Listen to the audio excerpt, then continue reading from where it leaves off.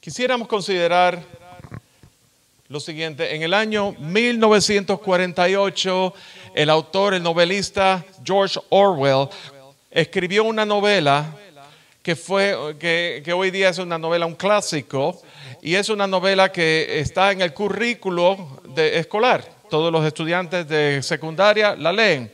El título de la novela se llama 1984. 1984. Y el tema que está tratando esa película tiene mucha vigencia con el tema que queremos tratar en esta mañana, ¿verdad? Nuestra hermana Lourdes, que abrió el servicio en el día de hoy, compartió unas palabras acerca de la verdad, acerca de los tiempos que estamos viviendo, muy relevantes a lo que el Señor pues está trayendo también. Y quiero que conste que cada vez que nosotros le pedimos a algún hermano, a alguno de ustedes que abran el servicio, nosotros no les decimos lo que vamos a predicar, ni muchísimo menos nos ponemos de acuerdo, ¿verdad? Así que el Espíritu Santo es quien pone la unidad en el tema y todas esas cosas y pone la carga. Así que yo le doy gloria al Señor por eso. Y quiero reconocerlo abiertamente porque el viernes fue que ella, a última hora fue que ella aceptó venir aquí.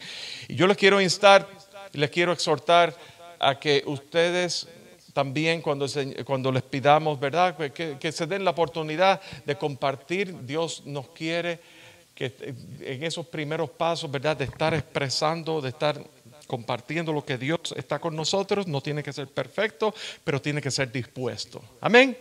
Y entonces decíamos que el novelista George Orwell en esa película y novela que después fue película, trata el tema de cómo los regímenes autoritarios utilizan el poder, manipulan lo que es la verdad. Y en una escena, en una parte de la novela está el personaje de Winston, y el personaje de Winston está amarrado en una cámara eléctrica de tortura. Está siendo torturado por personas del Estado, específicamente este oficial del Estado que se llama O'Brien, y le pregunta: ¿cuántos dedos tú ves aquí? Y Winston le dice: yo veo 4. Y dice O'Brien: ¿y qué tal si el Estado te dice que son 5? Y Winston le contesta: no, son 4. Y entonces le pone el choque eléctrico a cierto nivel, ¿verdad? Y Winston empieza a experimentar dolor, desesperación, está amarrado, está siendo torturado, una manipulación mental. Le dice 4. Yo veo 4, y le ponen el choque eléctrico aún más fuerte. Y llega un momento que ya Winston no podía contenerlo. No, son 5, yo veo 5 dedos. Y O'Brien le dice: no, tú me estás diciendo 5 dedos porque tú quieres que yo le baje la intensidad, porque tú estás en dolor ahora mismo. Yo quiero que de verdad, de corazón, tú me digas cuántos dedos tú tienes aquí. Y se la puso hasta 100, hasta lo último, lo más fuerte. Y se lo puso por bastante tiempo, la cámara de tortura. Y la tortura fue de tal manera que yo veo 5 dedos. Y en la película aparece como un 5.º dedo aquí reflejado. Yo veo 5 dedos. Manipulación, verdad. De la verdad. Y entonces le pregunta, cuando ya apagan la máquina, le pregunta: ¿alguna vez yo voy a ser una persona? Y O'Brien le dice: tú eres lo que el Estado te diga que tú vas a hacer. Tú no eres nadie. Tú eres lo que el Estado te dice. Esa es la verdad. Lo que el Estado diga que es la verdad. Si el Estado dice que tú tienes, que son 5 dedos, son 5 dedos. Vivimos en unos tiempos donde la verdad está siendo desafiada en gran manera. Y el tema de hoy queremos tratar el celo por la verdad. Y en Gálatas capítulo 4, ¿verdad? Y haciendo un resumen de los últimos domingos donde hemos compartido el libro, la epístola a los Gálatas y para que lo que no sepan, pues estamos haciendo la epístola completa a los Gálatas. Durante su primer viaje misionero, el apóstol Pablo visitó la ciudad de Galacia y allí estableció una iglesia. Y unos años más tarde, el apóstol Pablo se entera que la iglesia había sido infiltrada por doctrinas engañosas que lo que buscaban era judaizar a los Gálatas. Entonces, en la primera parte de esta serie de enseñanzas, enfatizamos la necesidad de una revelación. Pablo dijo que él era apóstol de Dios por revelación de Dios. La necesidad de una revelación de Dios para nuestra vida cristiana. La revelación que es por medio de la palabra vivificada por el Espíritu Santo es la que nos va a establecer y arraigar en la fe redentora de Cristo Jesús. Es por revelación. Y decíamos que sin revelación nuestra fe es hueca. Porque podemos saber las cosas de cabeza, podemos saber las cosas cognitivamente, podemos estar participando de las cosas religiosas, pero si no hay revelación de Dios, todo eso es vano. Luego en la segunda parte hablamos del centro de influencia y desafiamos, nos planteamos cuál es el centro de influencia en nuestras vidas, en nuestra vida espiritual. Nos preguntamos, ¿qué es lo que rige tu vida? ¿Qué es lo que está en juego? Y Pablo hablaba con un sentido de urgencia por causa de la verdad. Otra vez, la verdad, desde el mismo principio de la epístola a los Gálatas. Luego en la tercera parte el Señor nos afirmó de una manera bien contundente acerca de que estamos en el verdadero, de que no hay otra verdad, de que no hay otro Dios, de que no hay otro camino, de que no hay otro mediador entre Dios y los hombres, sino Jesucristo hombre. Y es que su encarnación nos posibilita ser recipientes de su redención en todo momento. Sin la encarnación de Jesús no hay redención. Y eso ocurre una vez ponemos nuestra fe en el conocimiento salvador de Cristo Jesús. La cuarta y quinta parte, que ambas van tomadas de la mano.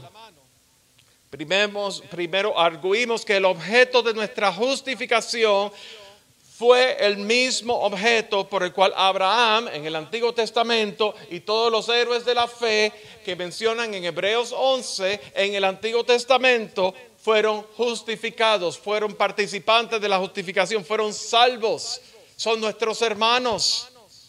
La fe, el creerle a Dios y en base de eso somos participantes de la promesa.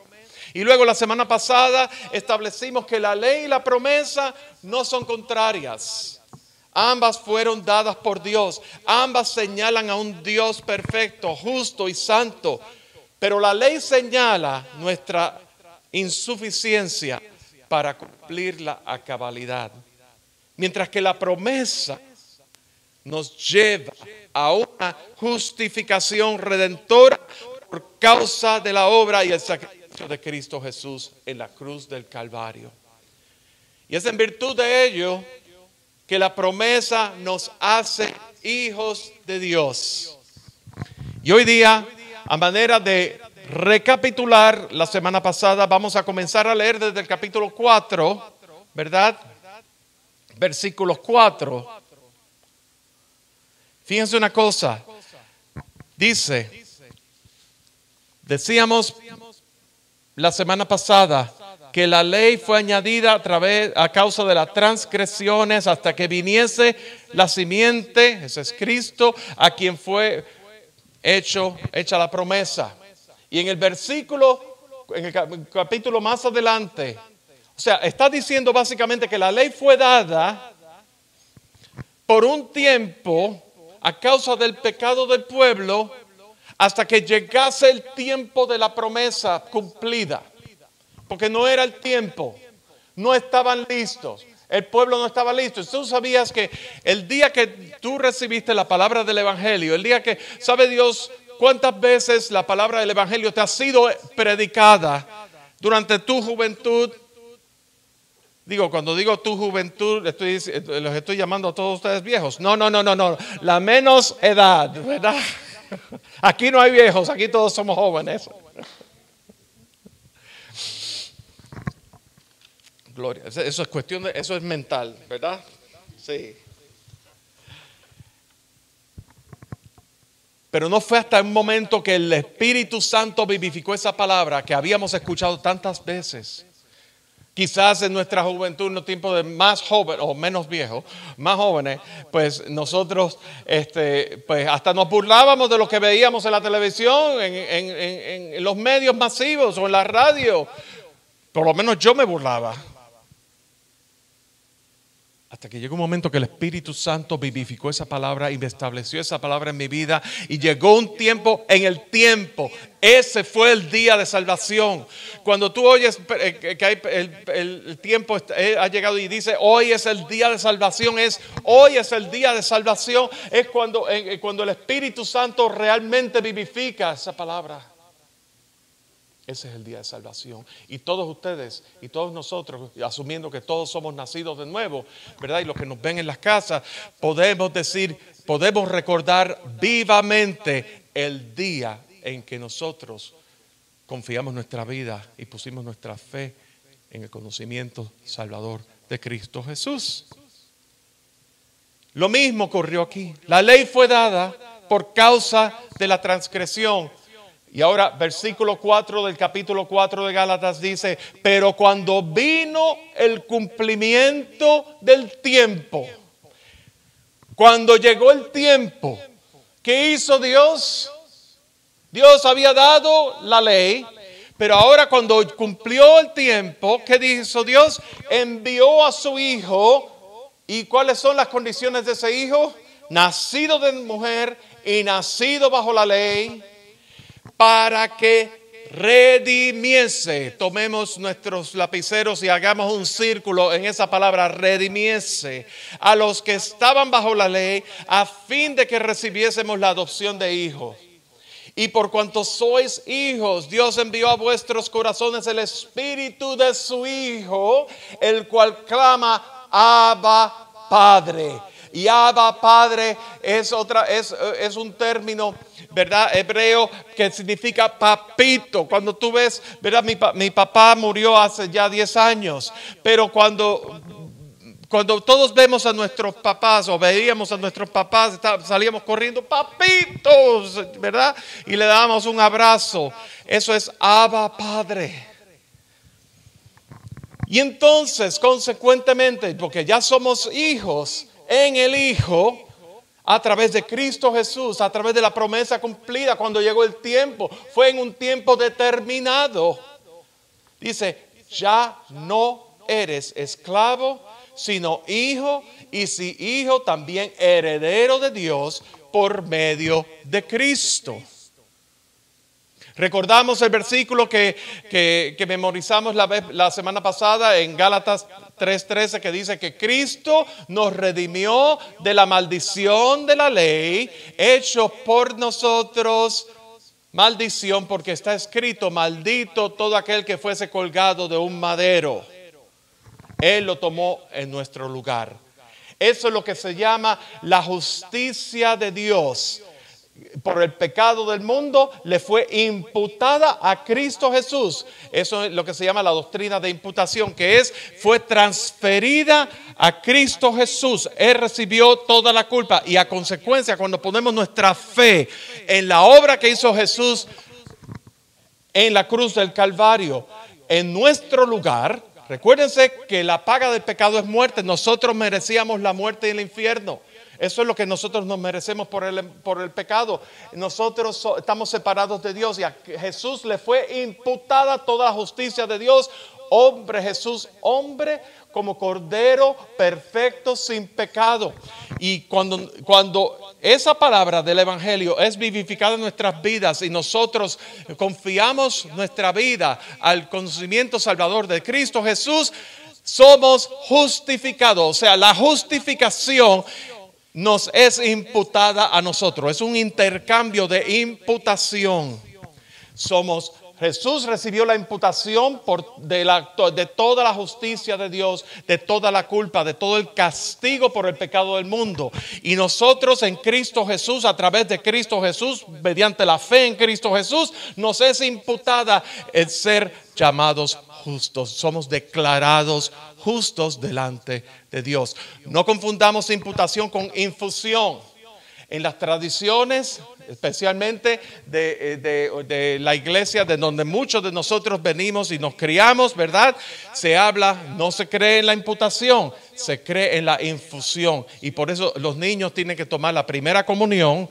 Desde el momento que se toma la primera comunión, la transustanciación, tú estás tomando del pan y eso se transustancia, se transfigura en el cuerpo de Cristo que lo estás tomando, lo tienes en tu boca y ahora te ha sido la infusión te ha sido puesta por infusión. Eso es lo que se cree, eso es la creencia tradicional.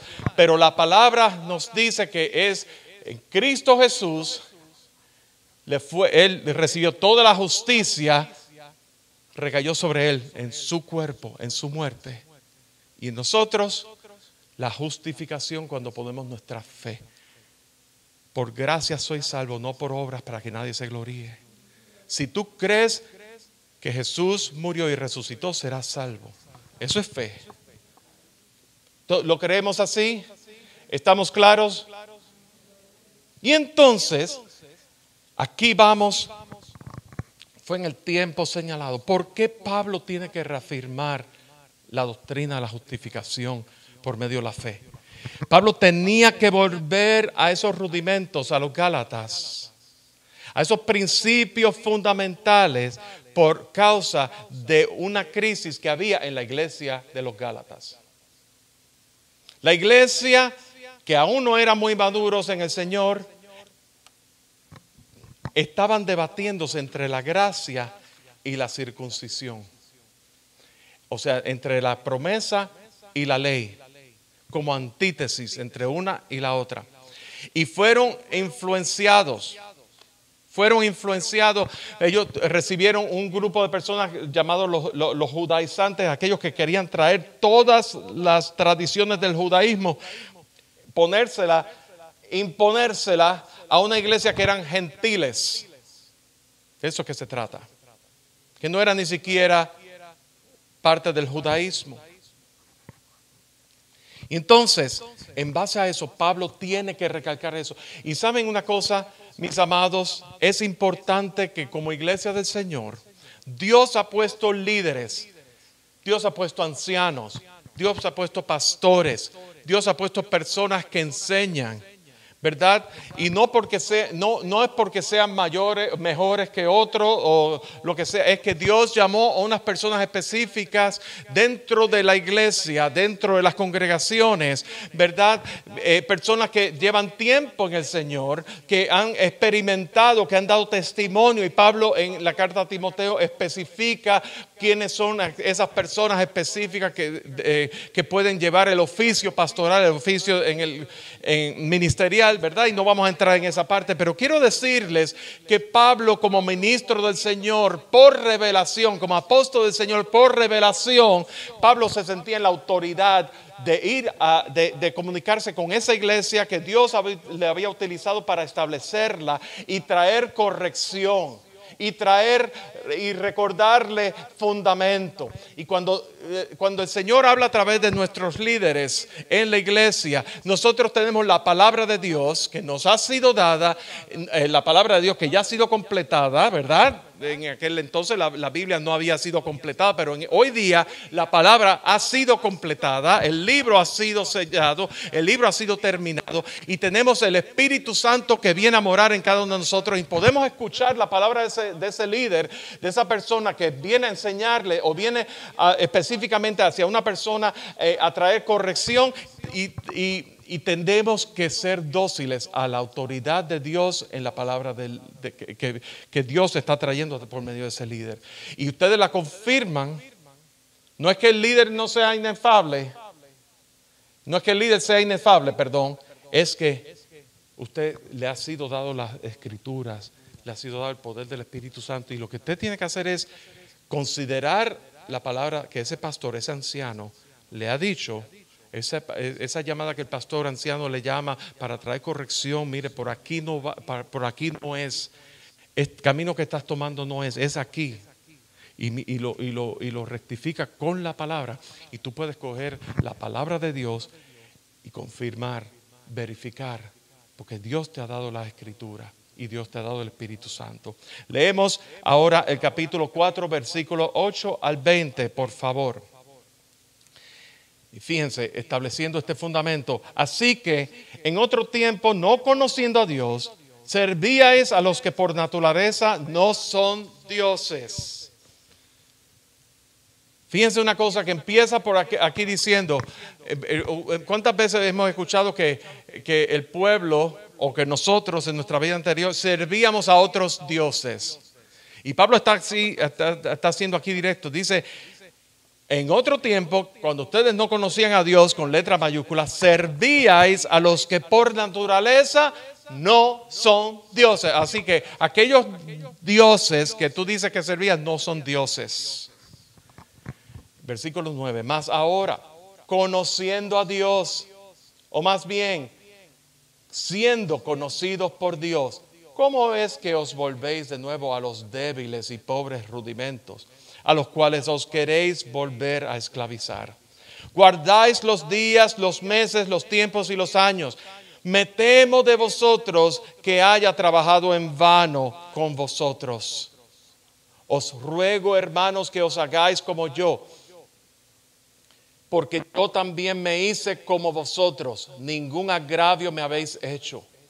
Pues vosotros sabéis que a causa de una enfermedad del cuerpo os anuncié el evangelio al principio.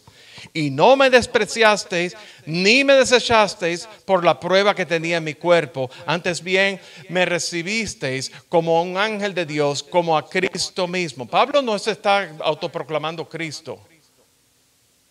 Pablo no está diciendo, aquí yo estoy Jesús hombre. Pablo está diciendo que ustedes me recibieron como un ángel de Dios, como a Cristo mismo. Y cuando entendemos el ministerio de Dios, el ministerio de Cristo, que Dios ha repartido los dones. Hace unas semanas atrás el hermano Julio compartía acerca de los dones del Espíritu. Son atributos dados por el Espíritu Santo que dan gloria y exaltan el nombre de Cristo Jesús. Juan capítulo 1 dice que de su plenitud, de la plenitud de Cristo, de la plenitud del Verbo, nosotros todos tomamos. Hebreos capítulo 1 me parece que dice, se nos llama participantes del llamamiento celestial. En Efesios capítulo 1 también se dice, llama a la iglesia, dice que puso todas las cosas a los pies, bajo los pies de la iglesia. Todo principado, toda potestad, toda autoridad le fue dada. Y a la iglesia le fue dada la autoridad de poner todas esas cosas bajo sus pies, poniendo a Cristo como cabeza. A Jesús le fue dado cabeza de la iglesia. Y el apóstol Pablo a los Efesios hace referencia a la iglesia como la plenitud de Cristo, la plenitud de aquel que todo lo llena en todo. La iglesia es la plenitud de Cristo, asido de la cabeza que es Cristo. La cabeza es la que manda, envía todas las órdenes, todas las señales, todos los estímulos para que todas las partes de nuestro cuerpo, en lo natural, ¿verdad?, funcione. Si la cabeza está mal, todo el cuerpo está mal. Si hay algo no funcionando en la cabeza, pero Jesús es perfecto, así que no hay nada mal en la cabeza. Pero si el cuerpo no está asido de la cabeza y no se está alimentando de la cabeza, entonces hay un problema. Hay un problema de conexión, ¿verdad? Versículo 15. ¿Dónde está esa satisfacción que experimentabais?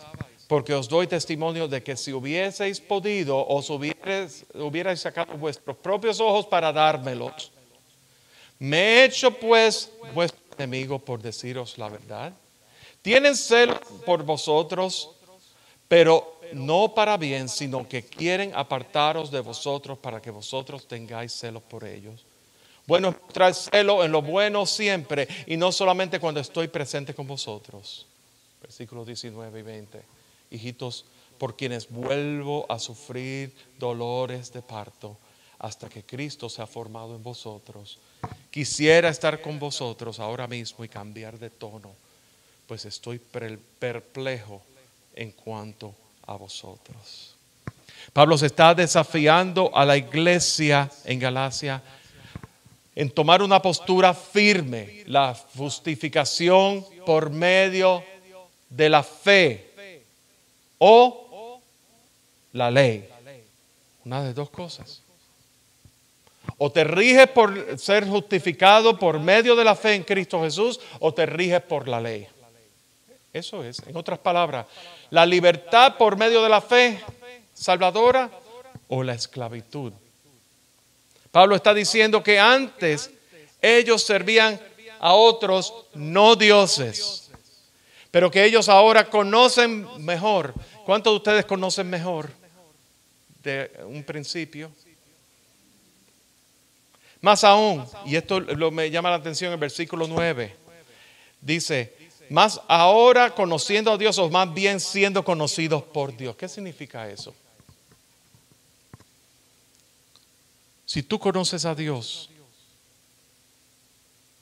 eso fue en un tiempo específico en tu vida, ¿verdad que sí? Pero ¿qué tal es si desde que tú estabas, desde antes de tú estar en el vientre de tu madre, Dios ya te conocía? Porque en su atributo omnisciente, que todo lo conoce, Él sabe el futuro y Él sabe las cosas antes de que acontezcan. Y aquí Dios está diciendo, ¿verdad? Ahora conociendo a Dios, o más bien siendo conocidos por Dios, eso me habla a mí de elección. Eso me habla a mí de que de que Dios les había elegido aún antes de que ellos pusieran su fe, ya estaban en el corazón de Dios. Antes de que su conversión fuera real. Porque y Pablo lo está recalcando porque esa iglesia estaba siendo engañada. No pueden haber dos verdades. O son 4 dedos o son 5 dedos. Pero no pueden haber 4 verdades. No pueden haber 2 verdades. Y tú puedes manipular y tú puedes traer y tú puedes hacer ejercicios para lavarte el cerebro y todas esas cosas. Pero la verdad sigue siendo la verdad. 2 ideas opuestas no pueden ser ambas verdaderas al mismo tiempo y en el mismo sentido. Esa es una de las mayores crisis existenciales en el mundo que vivimos. ¿Existe la verdad? ¿Es la verdad relativa o es la verdad absoluta? ¿Existe la verdad objetiva para todos nosotros, creyentes o no creyentes? ¿O es solamente, existe tal cosa de tu verdad o mi verdad? Y la verdad acerca de la verdad, y esto es un tema que está siendo desafiado hoy día. Enciendan la televisión, enciendan los medios, enciendan las noticias. Como los medios noticiosos hoy día ya no existe tal cosa como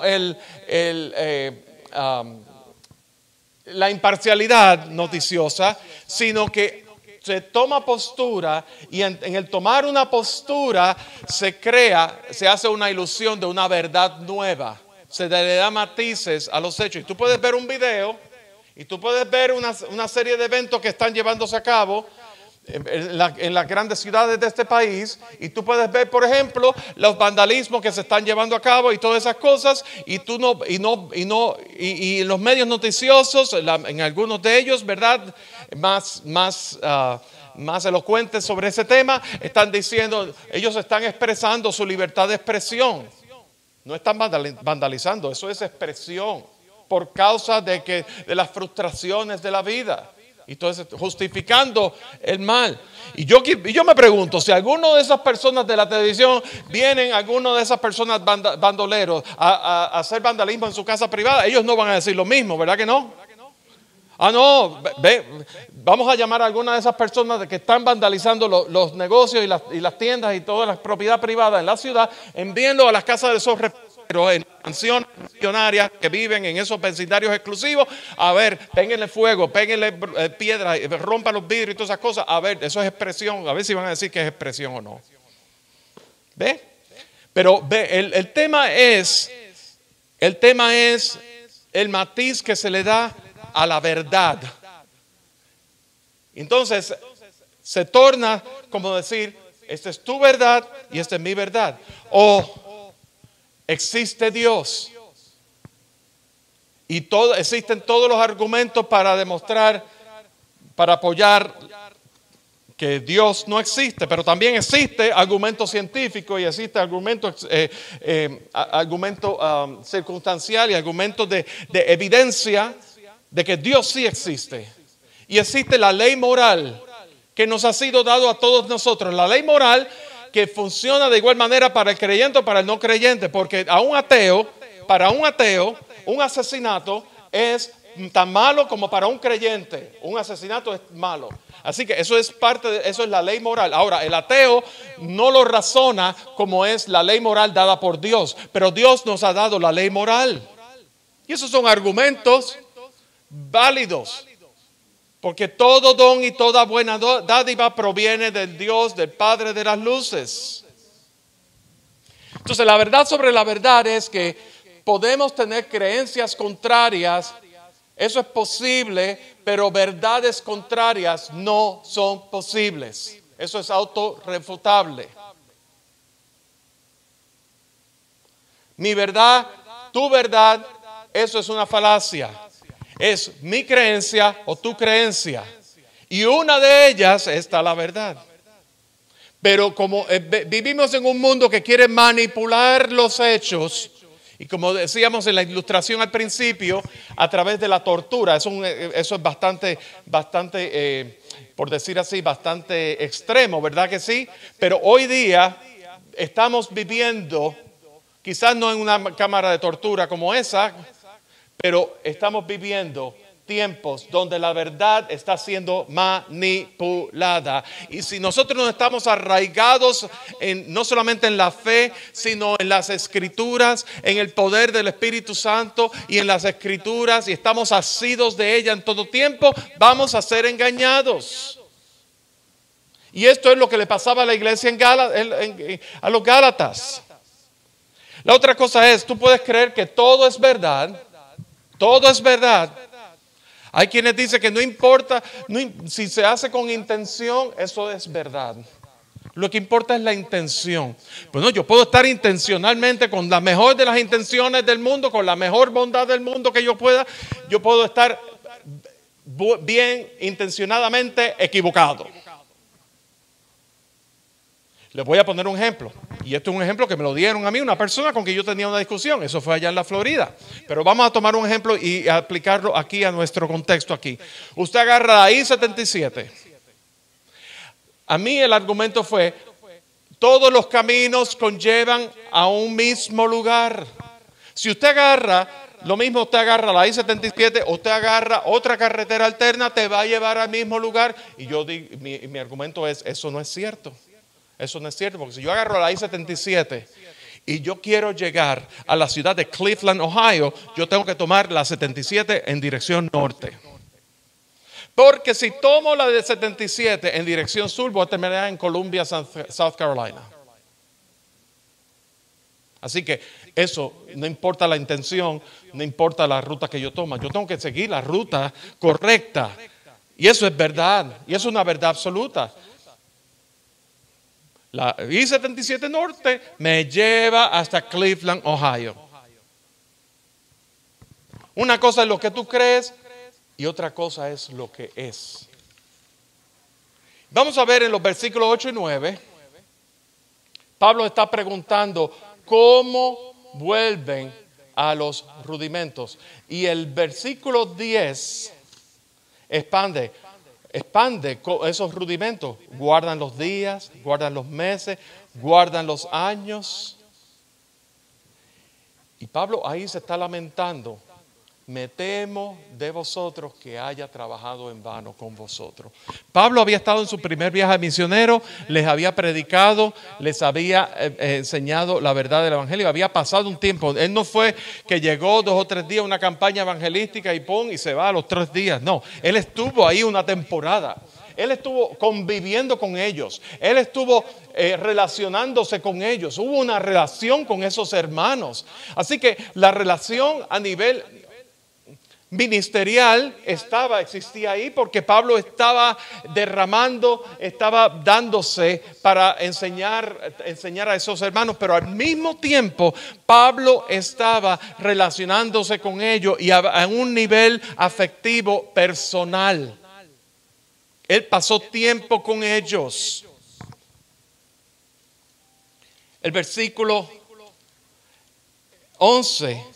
Me temo que haya, eso en realidad para una persona que pasó tiempo, y yo me imagino cuántos ministros del Señor pasan por ese tipo de dolor.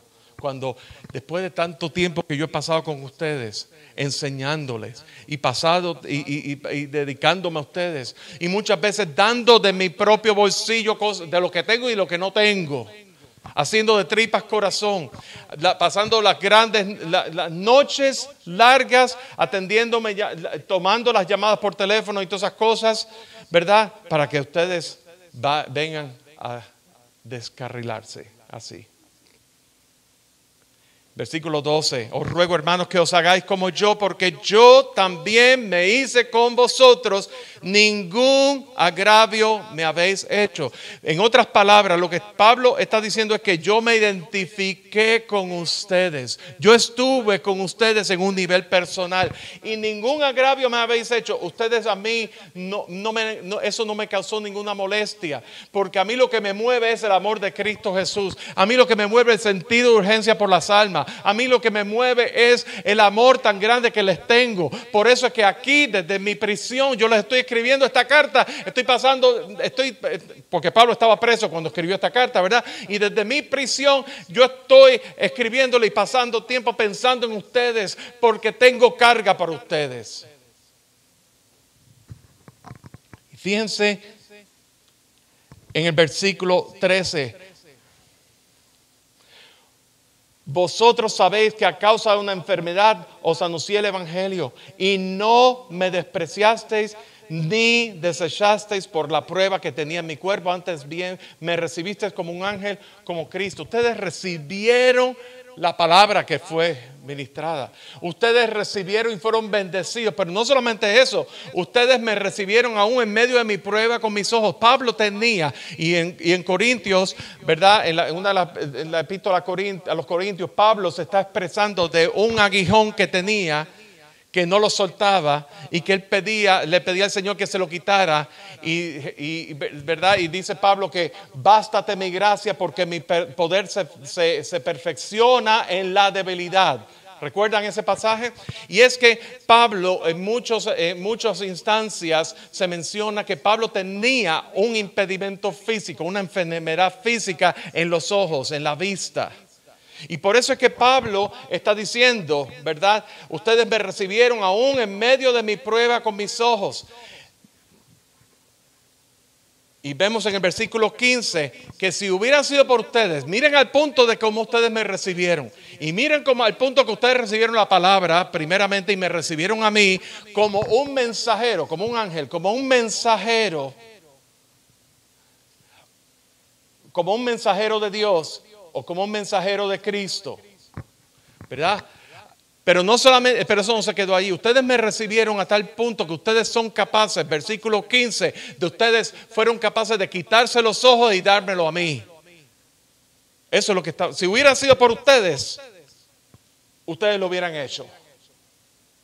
Pero fíjense una cosa. Y es lo lindo de esto, que en la Biblia, en la palabra de Dios, Dios muestra el poder de la palabra declarada Y al mismo tiempo Dios muestra que no es el escritor, no es la vasija. Dios muestra la debilidad humana de la vasija. Y eso es importante recalcar. El apóstol Pablo, que fue perseguido, y por causa de esa persecución, la persecución le llevó por tierras inimaginables. Y el evangelio se llevó a cabo, se regó por toda la faz de la tierra, lo que se conocía como la faz de la tierra en aquel entonces, ¿verdad? Porque América no había sido descubierta y habían tierras que no habían sido descubiertas. Así que lo que se conocía por la tierra era lo que Pablo estuvo gran parte de eso en su época, ¿verdad que sí? Y entonces... Pero Pablo tenía esa visión, me están persiguiendo, pero yo voy a seguir adelante proclamando el evangelio. Y ahí llegó a Galacia. Y Pablo hace,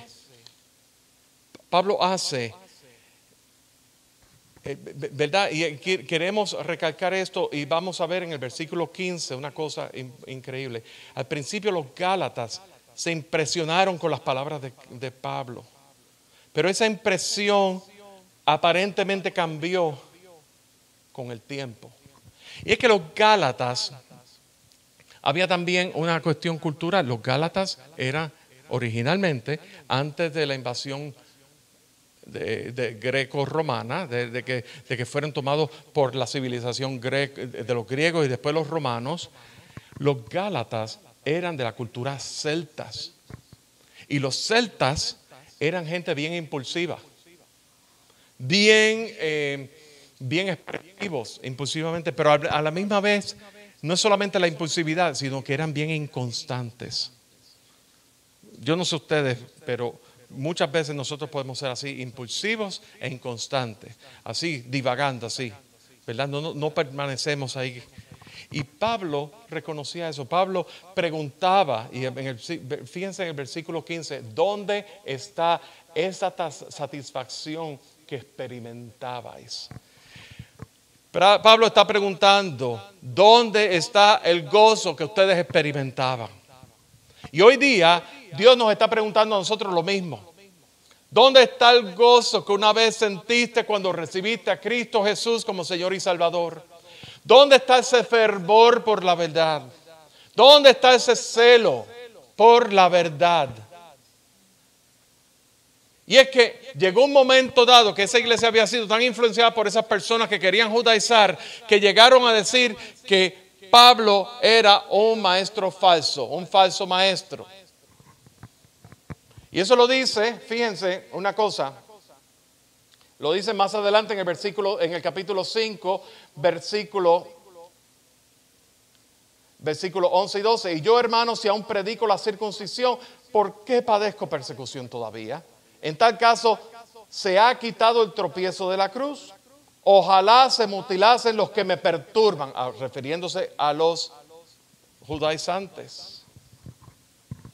Y versículo 13 del capítulo, porque vosotros, hermanos, estáis llamados a libertad.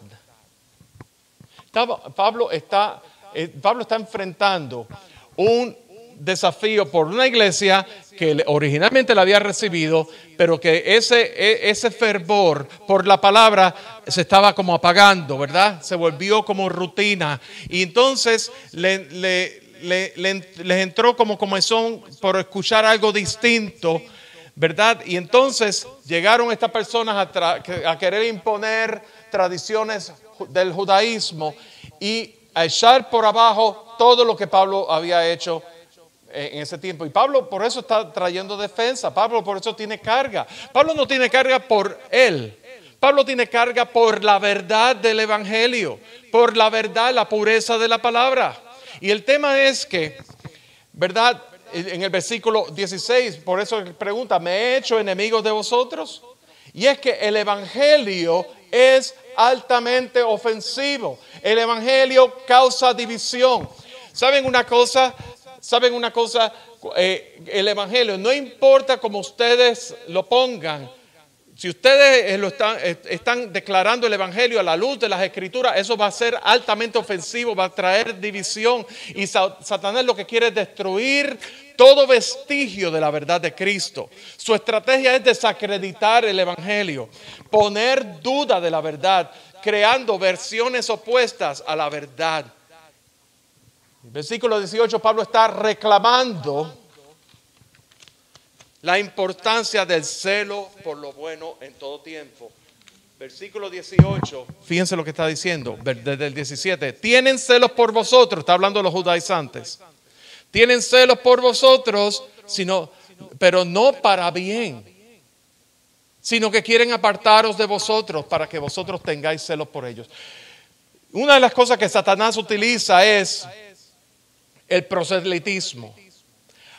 Hace la verdad, la adorna de una manera, la mentira se adorna y se hace de una manera atractiva para que tú caigas en ello, para que tú cambies tu manera de pensar, de tu sistema de creencia y al mismo tiempo te unas a ese grupo, a esa secta. Así es como funciona. Muchas veces, si no estamos fuertes, muchas veces venimos. ¿Cuántas de ustedes han recibido personas que les tocan la puerta de su casa? ¿Verdad? Sobre todo los sábados por la mañana. ¿Verdad que sí? Y hay quienes dicen, ay, tenemos que ser amables, tenemos que recibirlos y los recibimos porque todos somos hijos de Dios. Y cuando vienen a decir que Jesús no es Dios, que Jesús es la encarnación del arcángel Miguel, que Jesús... Que el Espíritu Santo no es una persona, no existe la Trinidad, que el Espíritu Santo es una fuerza. Y si tú te vas por la parte amable solamente, pero no te vas por la parte de la verdad, que es lo más importante, a veces uno tiene que luchar, a veces hay confrontación. El Evangelio es altamente divisivo. Y nosotros tenemos que tomar una postura. Tenemos que tomar una postura. La verdad o la mentira. La justificación por medio de la fe o la ley. La promesa de Dios en Cristo Jesús, que son sus promesas, el sí y el amén. O la ley, las tradiciones. O somos salvos por la gracia de Dios, por la fe, o somos salvos por nuestras obras. Pero no podemos en aras, desde luego que tenemos que ser amables, pero tenemos que equiparnos en la verdad. ¿Y saben qué? Pablo está en el versículo 18 reclamando. Aquellos son celosos, tienen celo, no por lo bueno, pero Pablo está reclamando. El que es bueno mostrar celo en lo bueno siempre y no solamente cuando estoy presente con vosotros. O sea, cuando yo esté ausente, por lo que la enseñanza que ustedes han recibido, ustedes tienen que mostrar celo también por esa verdad. Y luego los versículos 19 y 20, fíjense una cosa, Pablo está expresando su gran carga y la gran carga dice, hijitos, por quienes vuelvo a sufrir dolores de parto. Ahora, bien, ¿Pablo podía dar a luz? No, porque Pablo es hombre, ¿verdad? Digo, si Pablo podía dar a luz, que me digan cómo. Pero él sentía el dolor. Pero fíjense una cosa que dice, por quienes vuelvo a sufrir dolores de parto. Esa carga que Pablo tenía, ese celo que tenía por la verdad, en la cual Pablo estaba establecido, Pablo sentía esa carga por su iglesia, específicamente por la iglesia en Galacia. Pero dice vuelvo, quiere decir cuando vuelvo a tener, por quienes vuelvo a sufrir dolores de parto, implica que Pablo ya había sufrido dolores de parto por esta iglesia. Y la primera vez fue durante su primer viaje, cuando predicó el evangelio. Porque cuando hay prédica del evangelio, no es solamente darle un tratado, Cristo te ama, adiós y ya, te vas. Es entrar en una conversación y es una guerra espiritual. Porque tú eres embajador de Cristo. Jesús, en Cristo Jesús, tú y yo somos ministro de la reconciliación, embajador de Cristo. Y como embajador de Cristo, tú te estás poniendo al frente, en el frente de batalla, contra huestes de maldad que quieren desafiar la verdad, que quieren desafiar la credibilidad, no tuya, la credibilidad del Evangelio. Y eso causa dolores de parto, porque en la persona, en ti y en mí, que somos como embajadores de Cristo Jesús, nos ha sido dada una carga. Y Pablo mismo decía, si la verdad del Evangelio ha sido una necesidad que me ha sido impuesta. La necesidad del Evangelio. Y ay de mí si no predicase el Evangelio. Yo quisiera saber en esta mañana, la pureza es un careo un cara a cara contra el reino de las tinieblas. Cuando el pueblo de Dios alaba a Dios, es un careo contra el reino de las tinieblas. Tú te estás poniendo al frente en una encrucijada. El reino de las tinieblas vienen con dardos y la alabanza a Dios, verdad que sube, que la exaltación a Dios, la honra a Dios, pero al mismo tiempo Dios quiere ser exaltado y proclamado en medio de toda potestad, de todo principado, de todo reinado, y declarar las inescrutables riquezas de su gracia. Eso es lo que ocurre. Es una guerra espiritual. La palabra dice en Proverbios 23:23, compra la verdad y no la vendas. La pregunta es, ¿qué estás haciendo con la verdad? Y con lo que están siendo enseñados. ¿Cómo está Cristo formado en cada uno de nosotros? Pablo dice, por quienes vuelvo a sufrir dolores de parto, pero no se queda ahí, dice aún hasta que Cristo sea formado en vosotros. Cuando Cristo es formado en cada uno de nosotros, el poder de Cristo Jesús se manifiesta. El enemigo tiene que huir. Y es en el poder y la fortaleza, revestido de la gracia de Dios. ¿Cómo está Cristo formado en cada uno de nosotros? ¿Cómo es tu celo por la verdad? Cuando escuchamos a alguien blasfemar contra Dios o decir una irreverencia contra Dios, ¿cómo eso te hace sentir? ¿Te causa dolor en el corazón o eres indiferente? Esa es su opinión, así es él. Pero eso te causa dolor en tu corazón. Porque si te causa dolor en el corazón y quizás no te sientas equipado para responder, pero te tiene que causar dolor en el corazón. Quizás el equipamiento, ¿verdad? La capacitación para tú responder a esas cosas, Dios te la va a dar mientras tú permanezcas en la palabra. Eso está claro. Y mientras tú seas enseñado y mientras tú estés asido del cuerpo de Cristo y te estés congregando y estés en el cuerpo participando del cuerpo de Cristo. En la comunión, en la coinonía y todas esas cosas. Pero la realidad es que te tiene que causar dolor en tu corazón, porque no es contra tu persona, es por aquello por lo cual tú has puesto tu fe. Finalmente, y tal y como preguntaba anteriormente, ¿dónde está tu fervor apasionado por todos los de Dios? A la luz de Gálatas capítulo 4 versículo 15. Y eso es el celo por la verdad. Dios te está llamando en esta mañana. No podemos tomar las cosas a la ligera. No podemos salir de aquí igual que entramos. No podemos. No hay lugar para ello. Ahí donde tú estás, Dios desea formar su Hijo en uno de nosotros. Dejemos que Él forme al Hijo en nosotros y que el Hijo sea manifiesto. Vamos a ser perseguidos, pero Jesús dijo, bienaventurados soy que por los que por mi causa sean vituperados y perseguidos, porque de ellos será el reino de Dios. El galardón es mucho más grande. Cuando pensamos en todos esos héroes de la fe, ellos creyeron con una convicción tan real en sus corazones, al punto de dar sus vidas, al punto de ser descabezados, al punto de ser apedreados, al punto de ser perseguidos, al punto de dar su vida por la causa del Evangelio. Estamos dispuestos a dar nuestra vida por la causa del Evangelio y nuestra familia, algunos más allegados que otros, algunos que tienen más influencia que otros, algunos que no tienen influencia pero tienen opinión, y en los medios sociales van a poner cosas también. Van a poner cosas contra nosotros. El Evangelio es lo más divisivo y lo más ofensivo. Es ofensivo. Pero Cristo vino a traer esa división entre la luz y las tinieblas, la verdad y la mentira, la salvación o la perdición.